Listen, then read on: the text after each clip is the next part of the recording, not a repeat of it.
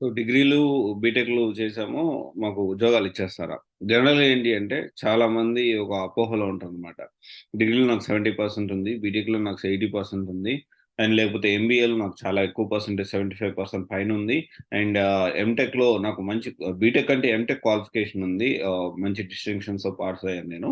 So నాకు ఉద్యోగం వచ్చేస్తుందా? అండ్ ఇంకొకటి వచ్చేసి ఏంటి అంటే నేను బీటెక్ చేసి నా పర్సెంటేజ్ 70, 75 పైనొస్తే నేనెందుకని తక్కువ ప్యాకేజ్‌తో ఉద్యోగం జేయాలి? సో, వీళ్ళందరికీ ఒక చిన్న క్లారిటీ ఇద్దామనే ఈ వీడియో అనేది చేయడం జరిగింది. ఫస్ట్ ఇంపార్టెంట్ పాయింట్ ఏంటి అంటే, మీ బీటెక్‌లు జేశారా? బీటెక్‌లో 70% వచ్చిందా? 80% వచ్చిందా? లేకపోతే ఎంటెక్‌లో 80% వచ్చిందా? లేకపోతే గోల్డ్ మెడల్ సాధించారా? It doesn't matter to the companies. మీరు 60%తో పాస్ అయ్యారా? లేకపోతే 58% 60% జనరల్‌గా కన్సిడర్ చేస్తారు. 60% కంటే తక్కువుంటే కొంత ఏంటి అంటే అంతకంటే తక్కువుంటే కొంచెం కష్టమవుతది. స్టిల్ మనం ట్రై చేయొచ్చు. బట్ నేను చెప్పొచ్చేదేంటి అంటే 60%తో మీరు బీటెక్ పాస్ అయినా ఒకటే, 80%తో మీరు బీటెక్ పాస్ అయినా ఒకటే. ఈ పర్సెంటేజ్ మ్యాటర్ కాదు. ఓకే.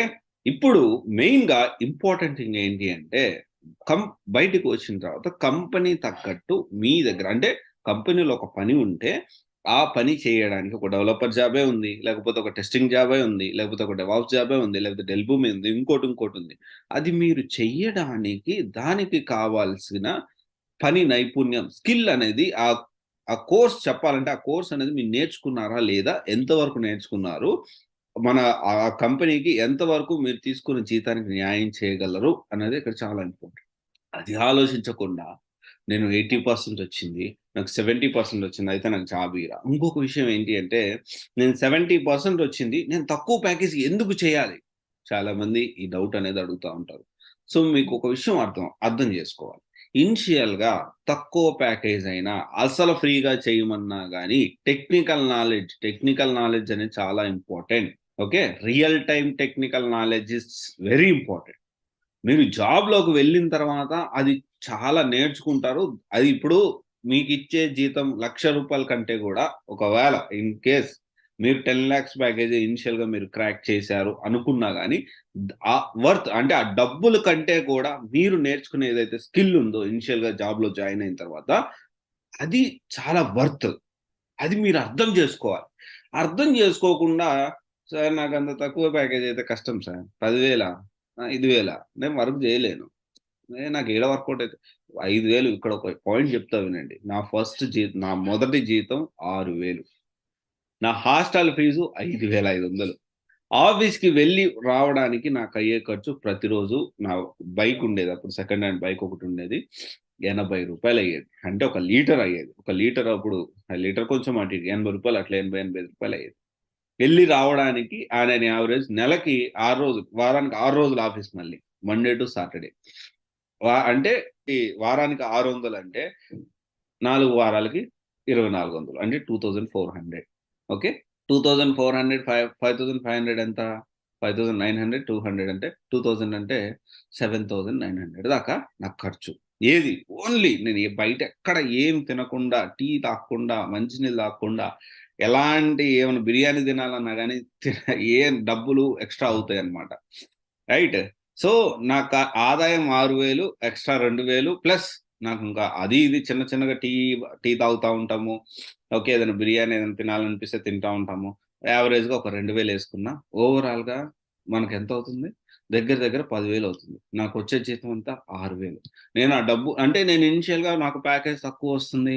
నాకు తక్కువొస్తుంది. అయ్యో! నేనేం చేయాలి? ఎట్లా చేయాలి? నేను ఆలోచించలేదు. నేను ఫస్ట్ ఆలోచించిందేంటంటే సబ్జెక్ట్ నేర్చుకోవాలి. ఇది నాకు ఫుల్లు డబ్బులు సంపాదించి పెడతది.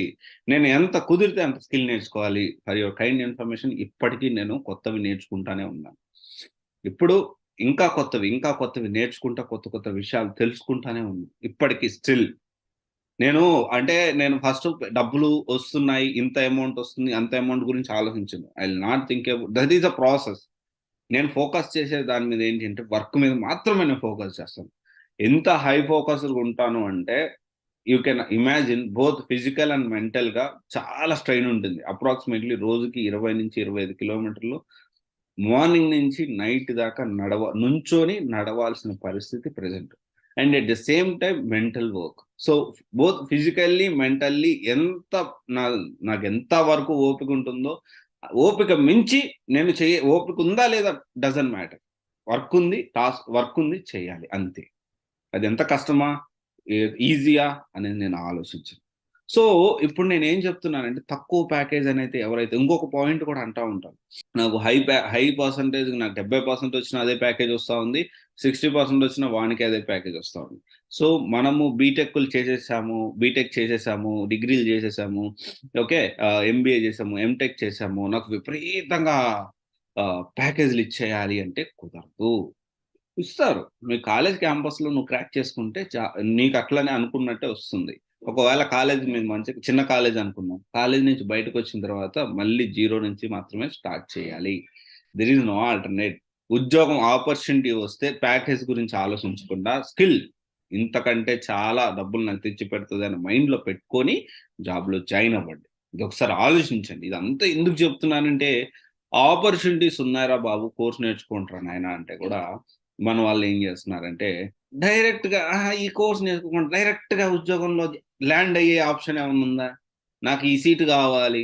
అదేదో కామెడీగా ఏదో రీల్స్ అవి లేకపోతే షార్ట్ ఫిల్మ్‌లో జూసినట్టు ఈ సీట్ ఎంతకమ్ముతారు? ఈ సీట్ నేను తెచ్చుకుంటా. ఈ సీట్లు ఇక్కడ ఖాళీ లేవు, ఓపెనింగ్స్ లేవంటే నా సీట్ నేను తెచ్చుకుంటా అన్నట్టు అలా ఉంది పరిస్థితి. సో, ఆలోచించండి. సో, ఎప్పుడు గూడా keep working. Focus only on work. Everything you will get. Okay. Thank you.